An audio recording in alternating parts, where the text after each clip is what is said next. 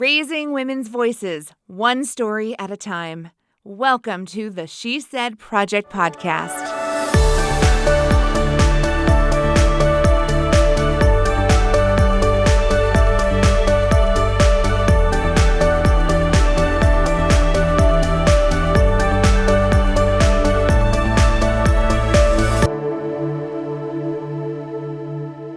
Welcome back to our friends and fans in She Said Land. This is Jeanette Jerzak, co-host of the She Said Project podcast, national director of the She Said Project, director of 1, 2, or 3, or 4, That's What She Said shows. I've kind of made this my life's mission. I can't lie. It's pretty great, and we're so grateful and happy that you did. This is Carrie Rosso, co-founder, co-host, co-dependent. I don't know that.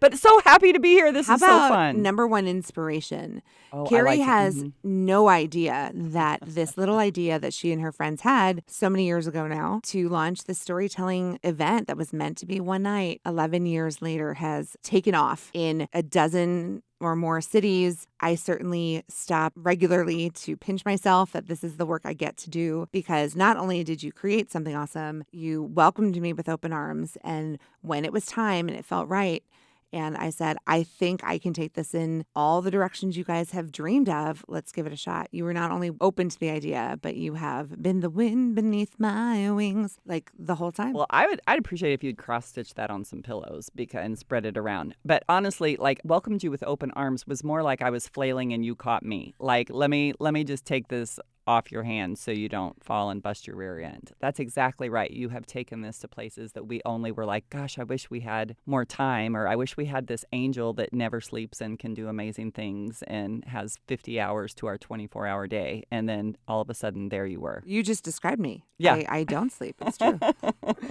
But when you love what you do, you don't work a day in your life. You know what I mean? One of my absolute favorite things about That's What She Said is when I get to meet a woman and start talking through her story and hear her lived experience. And I relate so personally and intimately to something that they've lived through that it shakes me to my core.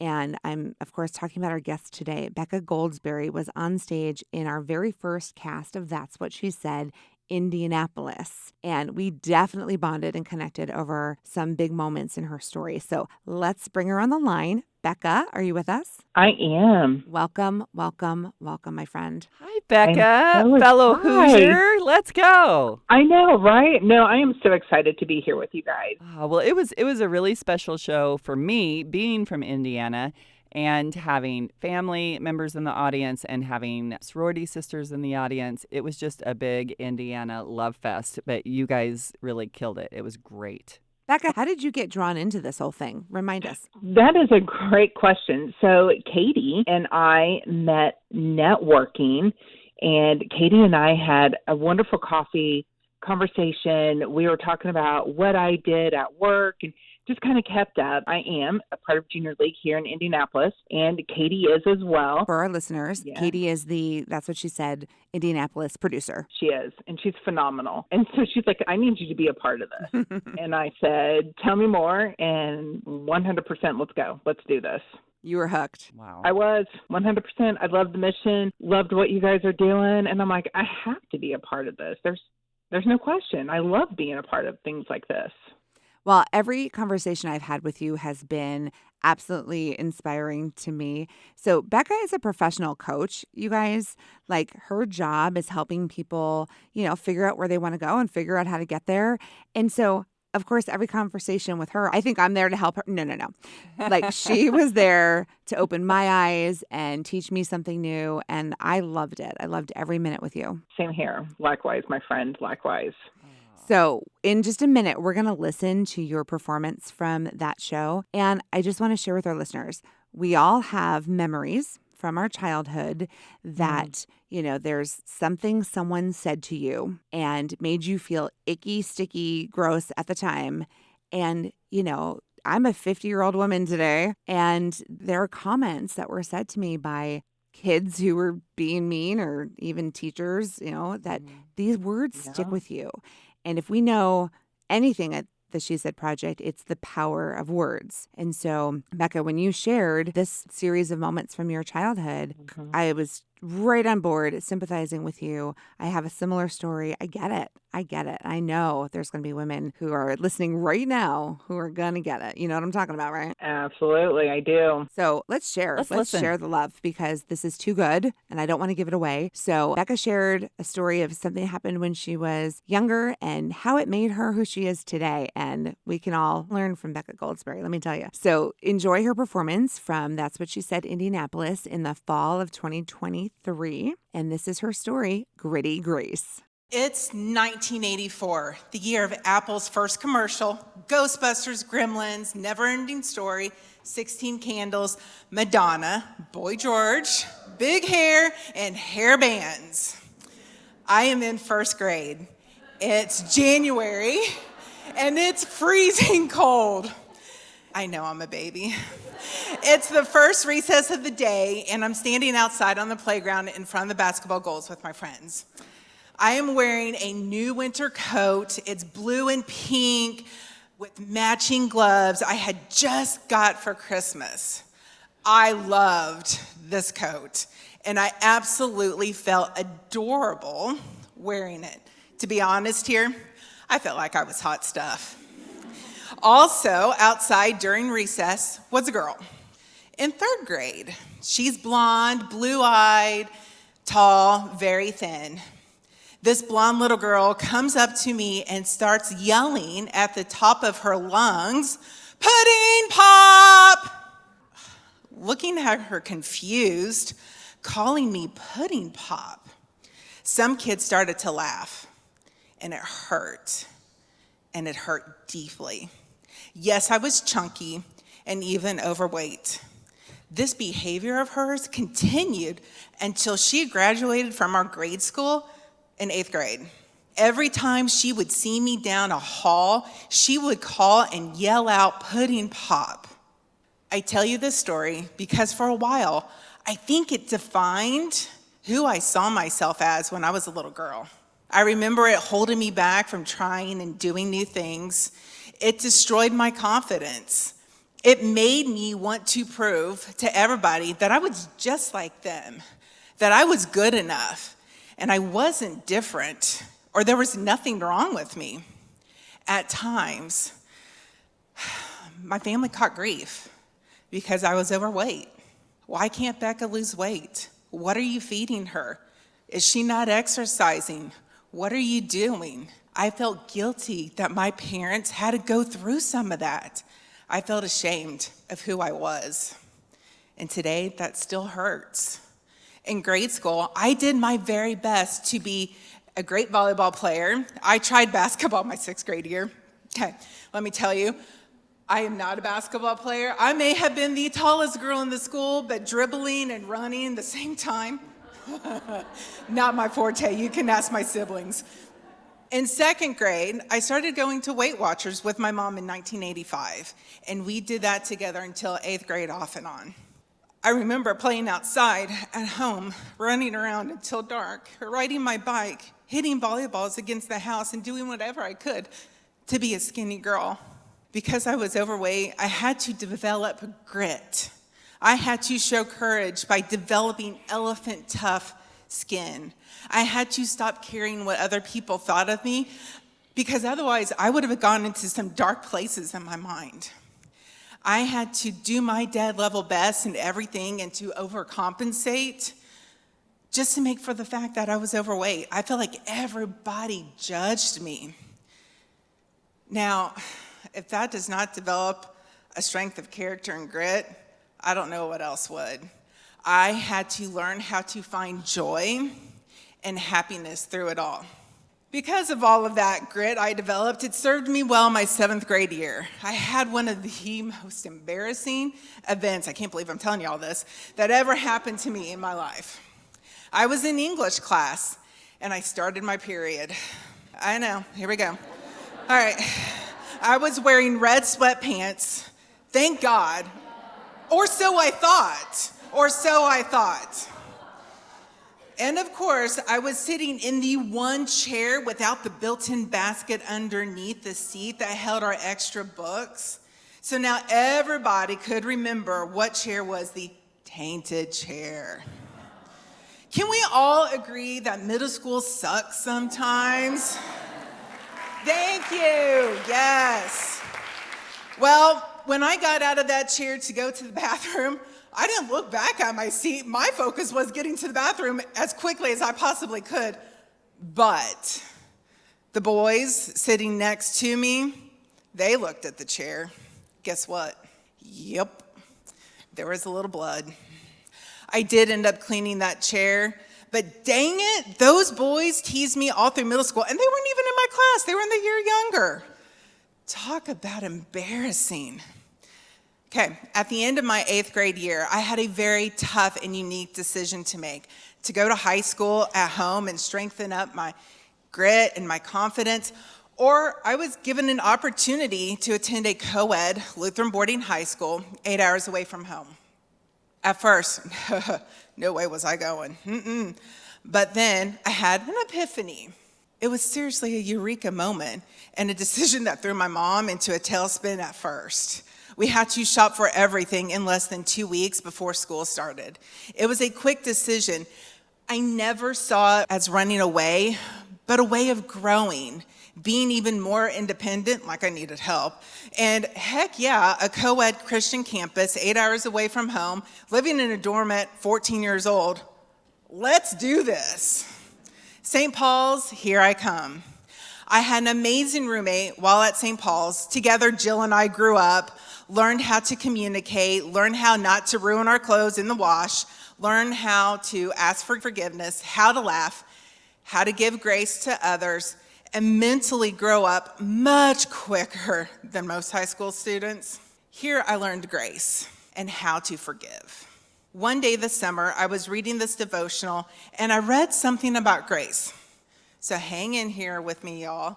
I promise there's a point as I sound like a scholar, okay? So Paul writes about grace in the New Testament in Philippians. He uses the word joy 16 times.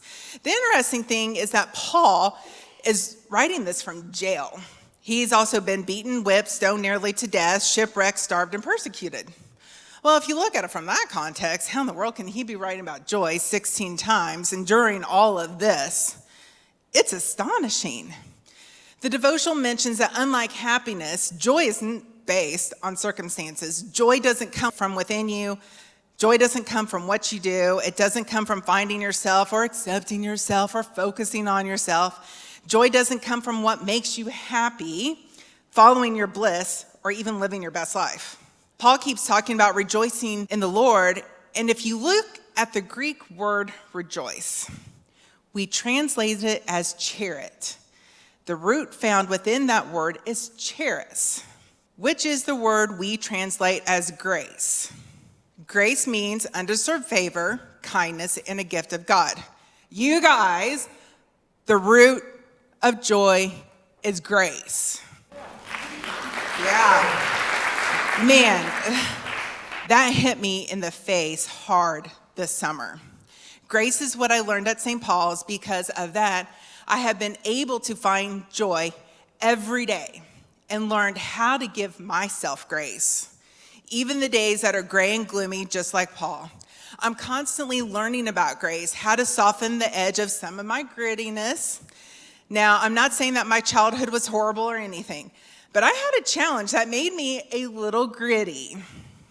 I was loved, and I was loved fiercely by my parents and family.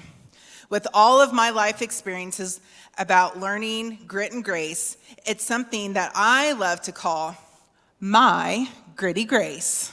My definition of gritty grace and how I choose to live my life is to have courage when I'm faced with something scary, to be resolved in my beliefs and values, to have strength of character and know exactly who I am as a child of God. That I am enough, that I don't have to be living out somebody else's plans for me or live out somebody else's dreams.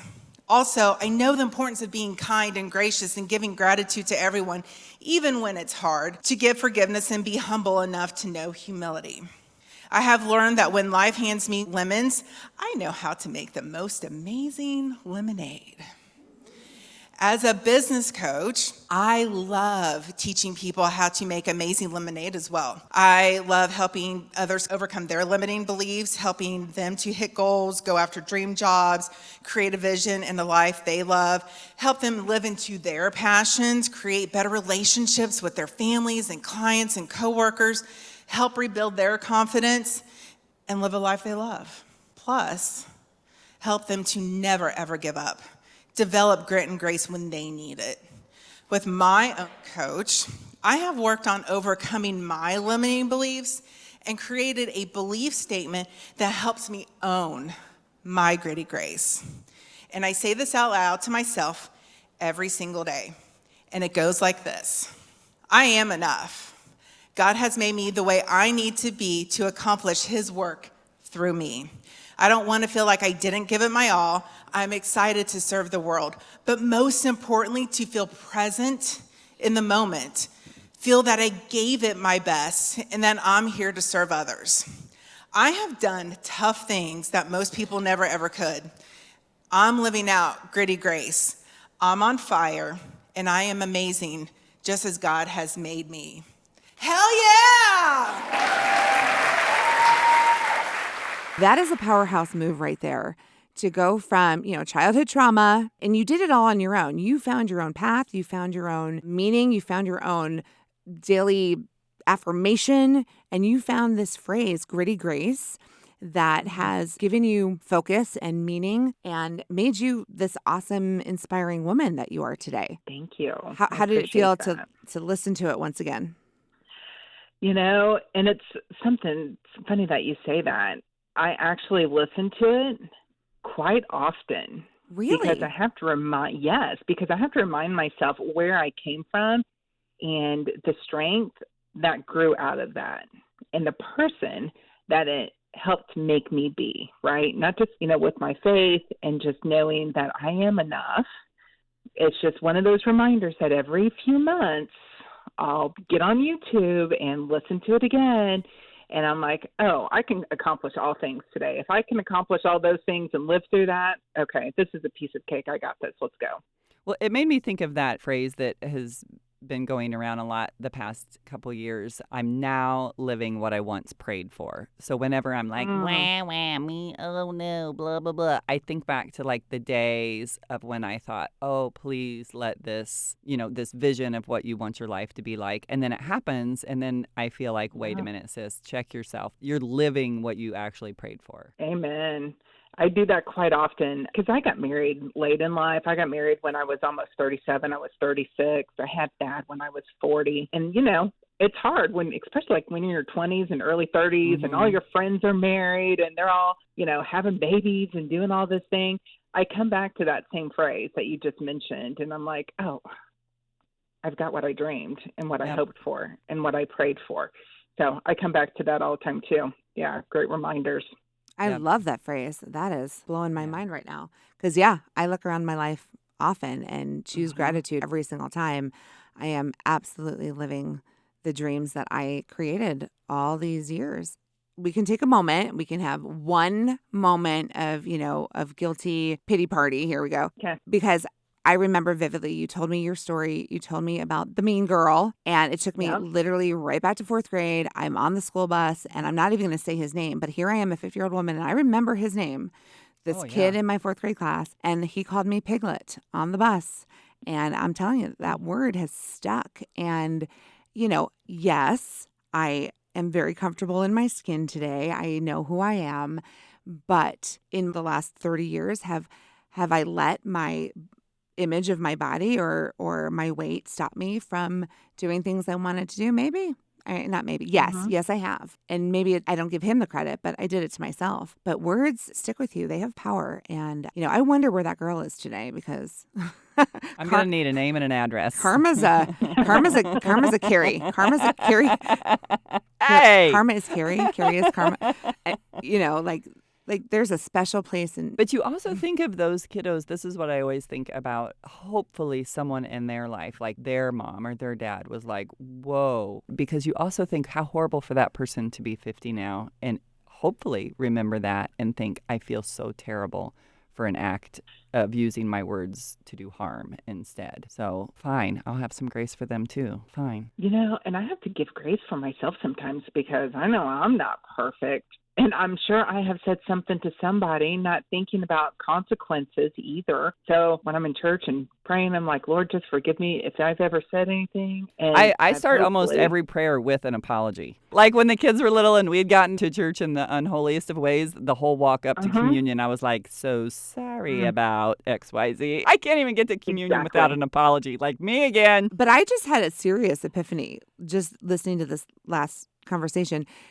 What if being the recipient of the unkind words made all of us choose to be better people? What if because of that, I made a conscious choice to be kind and to use my words for good? That's what I'm going to choose to see it as.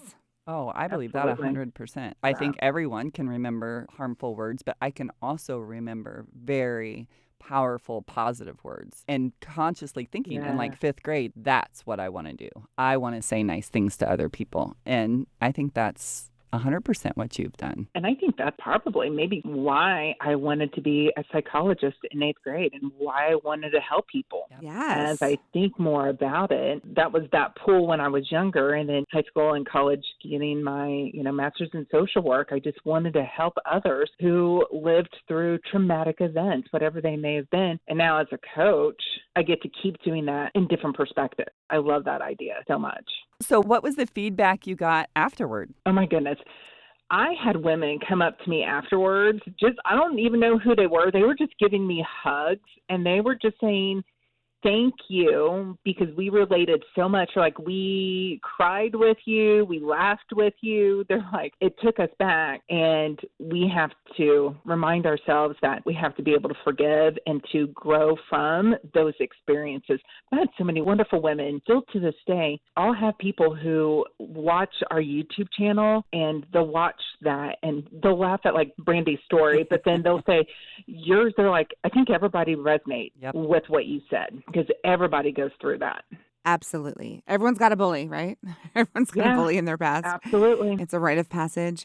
But what you did in your story is you didn't take one moment for granted. Like, we can all live through stuff and it doesn't impact us. It doesn't change us. But you have to have a sense of awareness of self to learn from, like you said. And you gave it a name. You gave it power. You said, this part of my life gave me grit. Then I went into this part of my life where I learned grace. And you gave yourself this phrase, gritty grace, as a reminder, of where you've come and who you want to be. And that's what you get for being an awesome coach. But so many women and men and people go through this life and live experiences and just take them for granted. They don't stop and think and reflect and choose to frame them in a way that's going to empower them and benefit them going forward. True. And that's something I try to teach Dad. He's 6. Aw. And so I'm trying, he's at that stage where I'm trying to help him learn his emotions and how to handle things with grit and grace and confidence and compassion and empathy and humility and all of those things too.